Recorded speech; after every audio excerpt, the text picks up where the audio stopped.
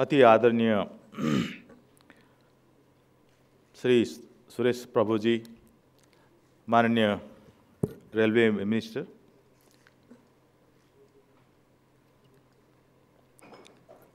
और अति आदरणीय doctor Ajay Mathur ji, director general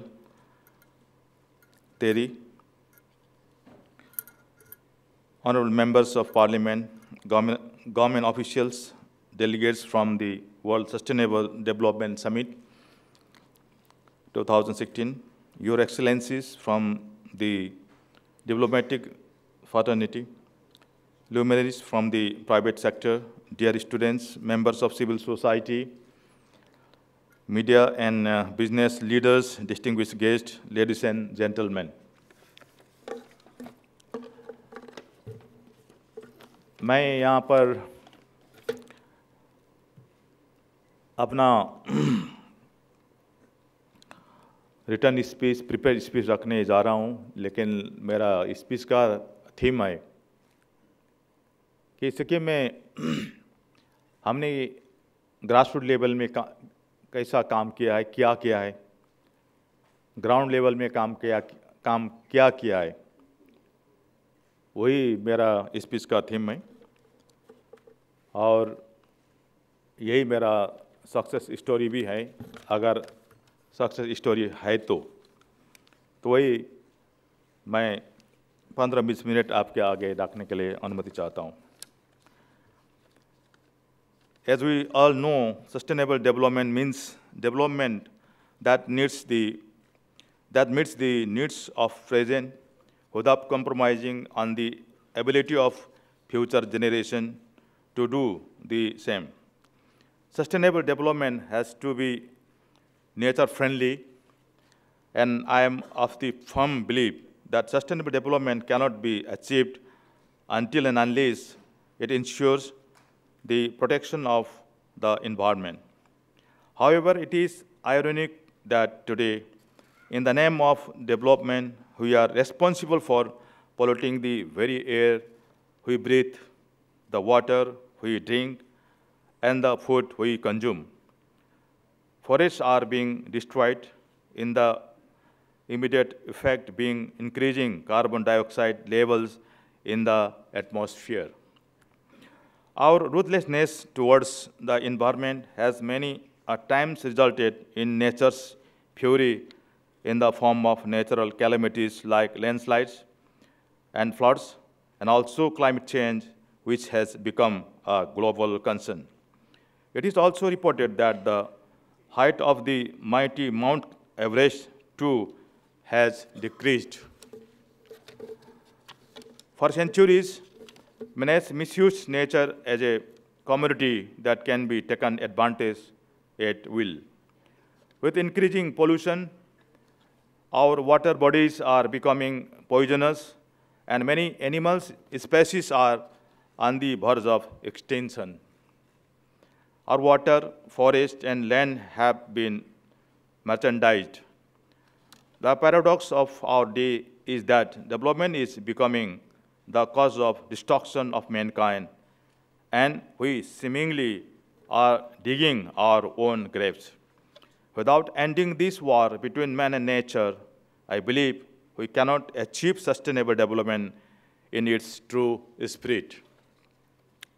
In today's competitive modern world, everyone seems to be vying for economic prosperity at the cost of the environment, and this struggle is accelerating the destruction of balance in nature. The race amongst nations for global supremacy has proved to be detrimental for the overall development of mankind. The resources of the smaller and economically backward countries have often been determined by the might of powerful nations. Such unfair contest hamper and disrupt the very spirit of sustainable development. It is time for the world to accept the reality that we cannot create or recreate our natural resources. They can only be conserved and protected. It is time that We please and worship nature rather than destroying it for our selfish needs. We all have a part to play. Small actions taken collectively can add up to real change. It should be our goal to be environment friendly in every possible way, including our lifestyle, our way of thinking, as well as the policies and programs that we devise and implement. When I first took over the reins of the administration in Sikkim as the Chief Minister on 12 December 1994, I was torn between the need to go for all-out development of Sikkim, a state which was still languishing in backwardness, and the need to nurture the environment and nurture which are the backdrop of sustainable development. Both were equally important, but they were seemingly contradictory. But deep down, I know that the conservation of environment was by far the most important. We therefore, at the very start of our administration, made it our priority to go for eco-friendly development. We created a new foundation for development and remained firm against all odds. Questions were asked, doubts were raised, and criticism were made. Still, we remain firm in our resolve to make Sikkim a grand success story of green development. And today, it will be fair to say that we have been largely successful in this regard. Last year, Sikkim became the first organic state of the country. Becoming a totally organic state was a dream in 2003, which many did not believe was possible, for it was seen to be too daring and ingenious. There was no success story to replicate, no technical machinery to fall back on. It was a self-sustained process because no other state or country had done it successfully before Sikkim.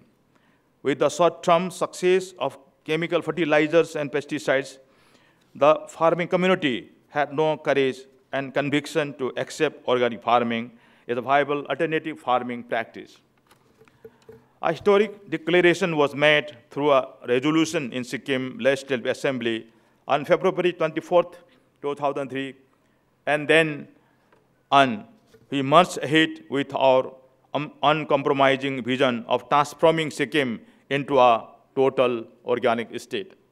After 13 years of commitment and hard work, we completed the process of making Sikkim totally organic state on 31st December 2015. Later, on 18th January 2016, the Honorable Prime Minister formally declared Sikkim as the first and only organic state in the country.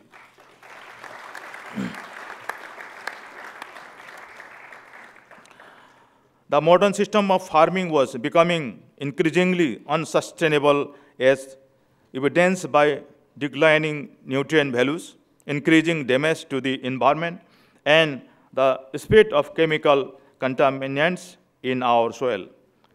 Therefore, the necessity of having an alternative agricultural method which protects and supports the ecosystem became exceedingly important.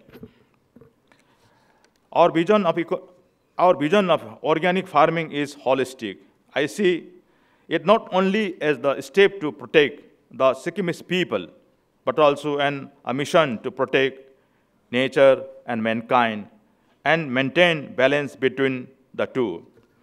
In organic farming, agricultural practices are in complete harmony with nature. The whole purpose is to be in harmony with the ecosystem.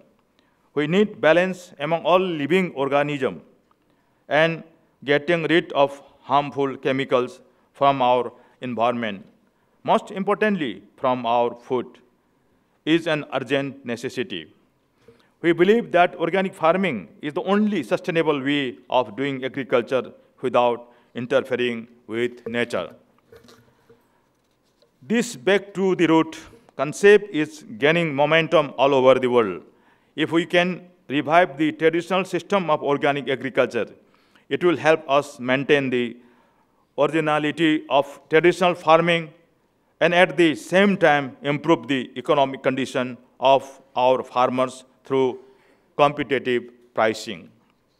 Over the decades, we have been stressing on the benefits of organic farming to our people through simple narratives that can be understood by them. We have been continuously advocating the following. The basic need for the survival of mankind is clean air, clean water, healthy food, and a clean environment. Only organic farming ensures these things to the people.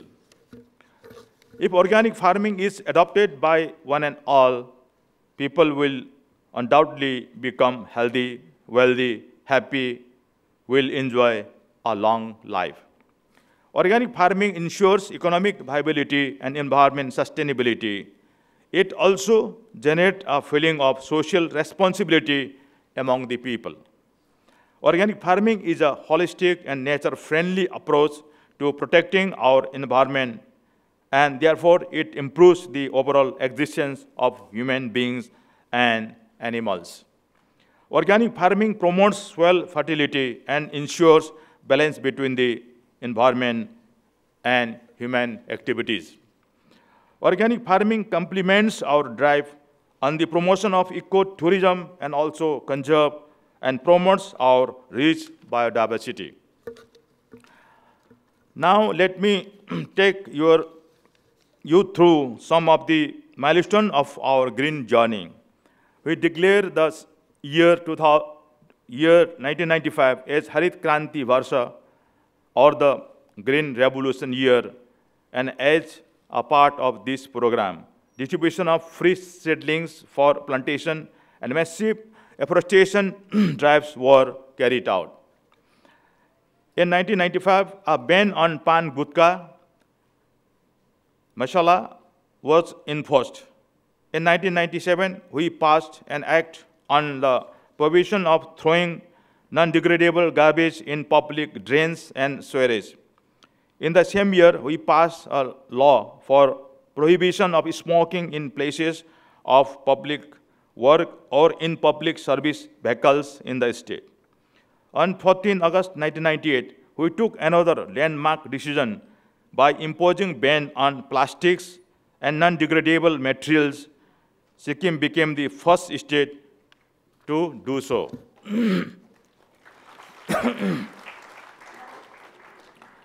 In 1999, we started another innovative concept of Smriti Buns.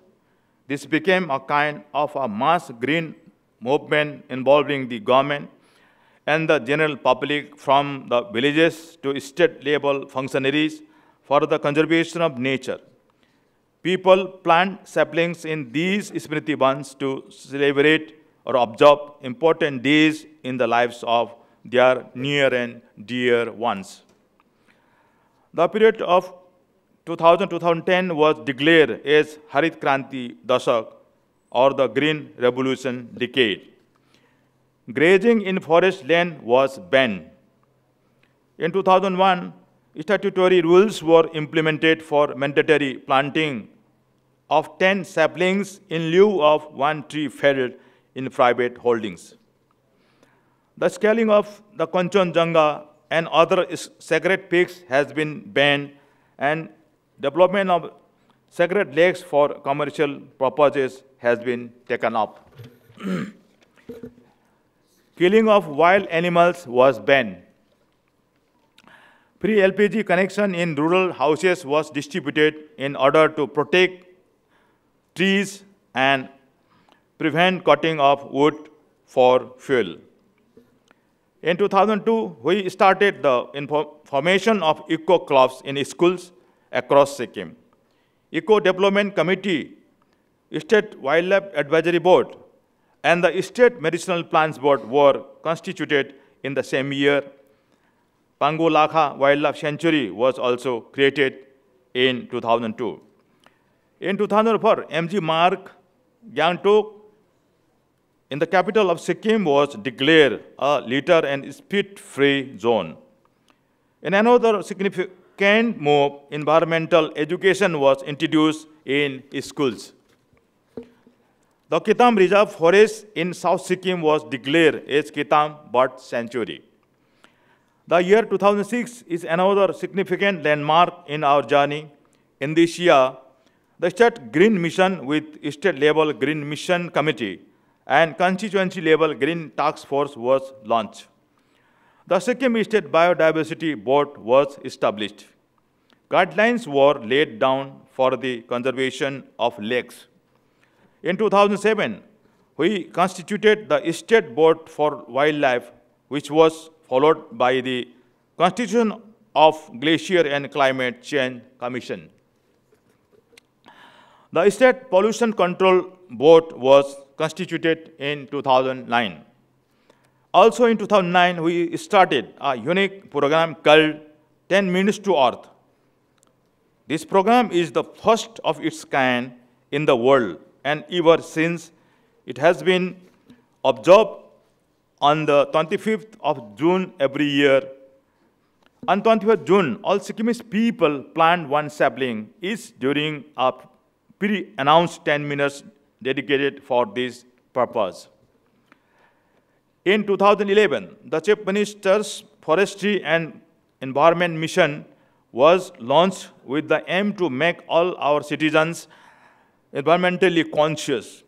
The Chief Minister Green School Rolling Trophy was also instituted to encourage pro-environmental conservation spirit among the students.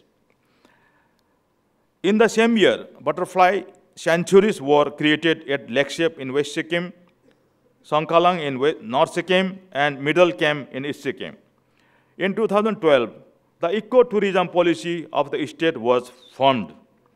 In 2014, a ban was placed on the sale and bursting of firecrackers. Sikkim is the first state to do so. In 2007, a ban on the use of diclofenac sodium, and in 2015, a ban on the burning of agricultural waste was implemented. In 2016, all the old trees in government forests were identified as Sikkim State Heritage Trees. We also closed down the Rathongchu hydroelectric project in West Sikkim in 1995 and abandoned the firing range G, which had a total area of 27,000 hectares in North Sikkim. The Sitkong Tulku Bird Park at Rabdenji, West Sikkim, was created in 2009. On 21st June 2013, Paryavaran Mahotsav, an environmental festival, was announced from 15 June to 30 June of every year. This year, we imposed ban on the use of styrofoam products. We have also banned the burning of scrap tires. In July this year, Sikkim received worldwide recognition when the Kanchenjunga National Park was declared as a World Heritage Site by UNESCO. Under mixed criteria for natural and cultural significance, this is the first such recognition in the country. After all these years of struggle, I am happy to inform the August gathering that the total forest cover of the state has increased by nearly 4% from 43.95% in 1993 to 47.80% today.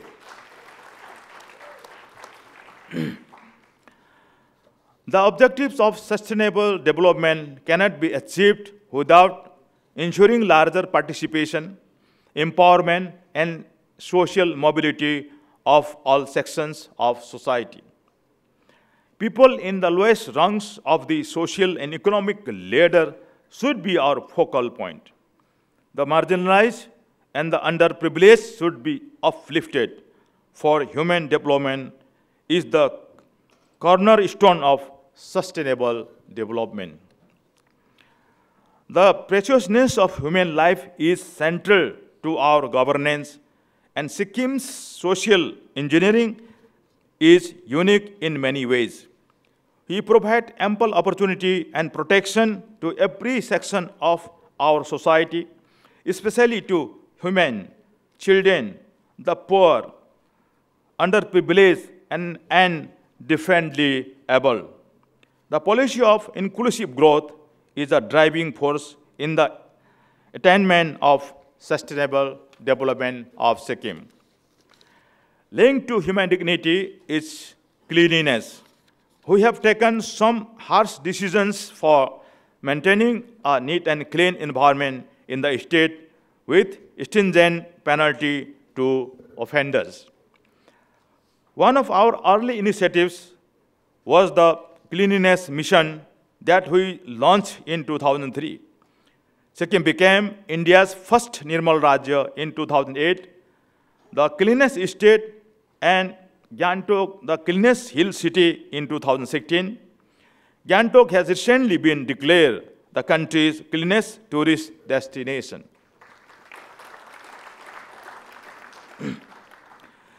50% reservation to provided for women in the urban and local administrative bodies and the Gram Panchayats. 30% reservation is also provided in government employment opportunities for women in Sikkim. Women enjoy full inheritance rights to parental properties in Sikkim. For the socially backward classes, the state has made provisions for reservation in urban and local bodies, panchayats, and in government employment opportunities alike. We honor our folk healers and the practitioner of animistic tradition in our society by granting them a monetary honorarium of ₹600 under the little title of Samajik Bhatta. We have been working towards generating clean energy through our hydropower initiatives. Similarly, our industrial development is based on the policy of promoting clean and non-polluting industries only. We charted out a long-term goal to attain balanced social, economic, and environmental objectives with sustainability as key in the policy prescriptions. Duly respecting the natural rights of the people, we have fulfilled the basic needs of the people in terms of providing food, clothing, and shelter. We do not have extreme poverty. Sikkim has achieved universal primary education by registering 100% enrollment of children in schools. Sikkim is also the only state in the country which gives free education up to the college level. Gender disparity in Sikkim is a thing of the past. In fact, more girls, children are enrolled in schools than boys. And women hold equal space in the state administration and the workplace. Sikkim has impressively reduced child mortality, which stands at 19 per 1,000 today. Sikkim is the safest and the most peaceful state in the country. We do not have any kind of internal strife. Only a couple of days ago, Sikkim was declared #1 in the country for safety of working women by American think tank Center for Strategic and International Studies Association. Sikkim has created new benchmarks in terms of diversified development measures to bring about holistic progress and prosperity in the state. We have created models to prove how well we can live and coexist peacefully with nature while also pursuing development. Today, I am happy to share with you that Sikkim is the first greenest state, first organic state, first Nirmal Rajya, first to start capacity building programs and livelihood schools, cleanest state, first in land use and conservation, first environment-friendly state, safest and most peaceful state, first state to provide free education up to college level, state with the lowest BPL population, first state to ban grazing, wildlife killing, the use of plastic and styrofoam, the sale and bursting of crackers, first state to achieve the highest density of roads, first state to constitute youth commission, first state to selected by Lonely Planet as one of the top 10 places in the world to be visited in 2014. And we are working towards becoming India's first Kachas-free state, first poverty-free state, first smart state, number 1 state in literacy rate. In our own humble way, I would seek to approach the global community to carry forward some of our green methods adopted in Sikkim. If we are able to replicate some of our green initiatives on a global scale, it will definitely make a positive impact on finding solutions to global environmental challenges. 1. Under the annual 10 Minutes to Earth program, if each person worldwide plants one sapling, it would add an additional 7 billion trees to the earth within 10 minutes annually. 2.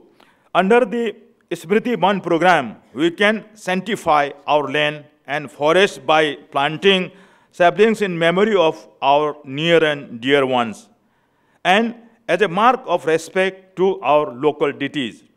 If this could be taken up as worldwide revolution, it would serve as a method for gaining ecological balance. 3. Policies such as a global ban on killing of wild animals, use of plastic and styrofoam products, felling of healthy trees, grazing in forest land, burning of agricultural waste, and bursting of crackers will bring about a long-term change in our ecology. 4. Formulating and implementing environment-friendly development policies must be taken extremely seriously at the global level. 5. The human-environment conflict is the biggest hurdle in the way of sustainable development. Therefore, inculcating nature conservation as the very essence of our lifestyle is the only way forward. Compulsory incorporation of environmental education in the school curriculum will be an apt start. Students are the most powerful agent of change, and they are also the future leaders who will take the baton from us. 6. Finally, may I share my wish list with the global acclaimed environmentalists and leaders. To our future generation, we could ban over a world that is free of non-biodegradable agents, free of polluting industries, totally organic and chemical-free, poverty and hunger-free, discrimination-free, illiteracy-free, and disease-free. Let us resolve to change our consumption-oriented lifestyle to a thought-oriented lifestyle. Let us start aligning our thoughts and behavior with nature conservation, and let us become environment-friendly in all our actions. Let us turn this planet into a safe place for all living beings. Let us turn the clock of history back and reintroduce environmental purity back to our sick earth. Thank you all for giving me this privilege of sharing the story of Sikkim's quest for a greener and cleaner world and our dream for future-friendly development. And I am sure that you will agree that we have been successful through our own humble, innovative concepts. I once again express my profound gratitude to the Energy and Resources Institute for the honor bestowed on me with the Sustainable Development Leadership Award. I take this acknowledgement as the responsibility and thus repose on me to further the cause of protecting our environment and be the humble ambassador in taking forward the message of saving Mother Nature. Thank you very much for your patient hearing. Thank you. Jai Hind.